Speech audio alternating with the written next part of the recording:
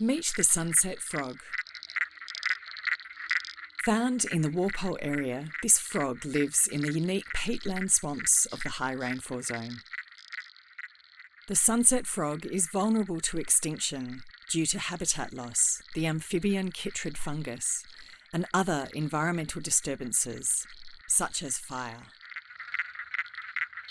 Although only discovered in the 1990s, it is one of WA's oldest frogs. Known as a relictual species, it has changed little over the 30 million years it has been in existence.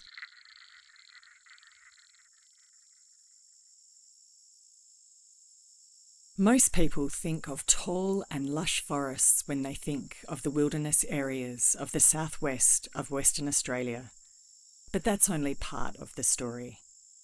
The forests are part of a subtle and intricate drainage system where the gentle topography has allowed water to collect in a fascinating array of depressions that contain water for most or all of the year. These wetlands are home to an array of invertebrates and aquatic species found nowhere else on the planet. And they are also home to layers of rich organic soils known as peats, harbouring unique flora that is endemic to them and important to their survival. These plants are specialised wetland species known as hydrophiles. So, what's so special about peats? Over hundreds to thousands of years, leaves, twigs, and other organic matter fall into the water and slowly decay. The water isolates the organic matter from the air, and the lack of oxygen is what makes these layers so special, but also vulnerable. The anaerobic conditions allow peat to store huge amounts of carbon, and as long as the peatlands are left undisturbed, they provide one of Earth's largest carbon sinks. One of the greatest threats to these unique systems is fire, and with a drying climate, this threat is increasing. Historically, most of the time these peatlands were wet enough to protect them when fire passed through, and only the top layers of vegetation would burn. Over the past couple of decades, fire has been getting into the substrate and slowly burning the carbon-rich layers.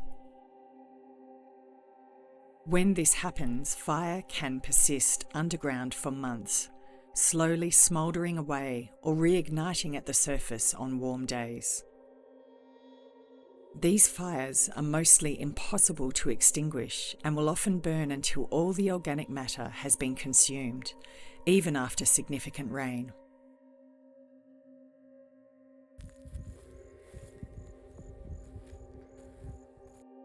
It almost looks like a tornado's gone through here. So we're just going to measure some peat loss here. This could give us an indication of how thick the peat was before the fire. And so that is 550 mil there.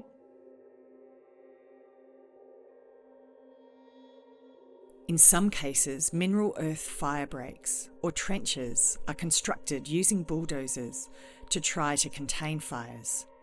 But this method is destructive as it allows oxygen into the substrate.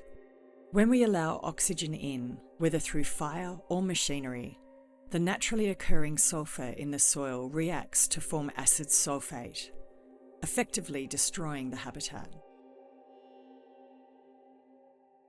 On the 7th of September 2023, the Empedisma peatlands of southwestern Australia were listed in the endangered category of the Threatened Ecological Communities list under the EPBC Act.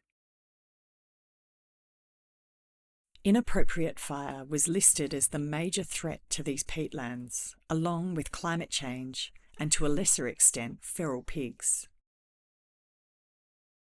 Fire regimes that cause biodiversity decline are listed as a key threatening process under the EPBC Act.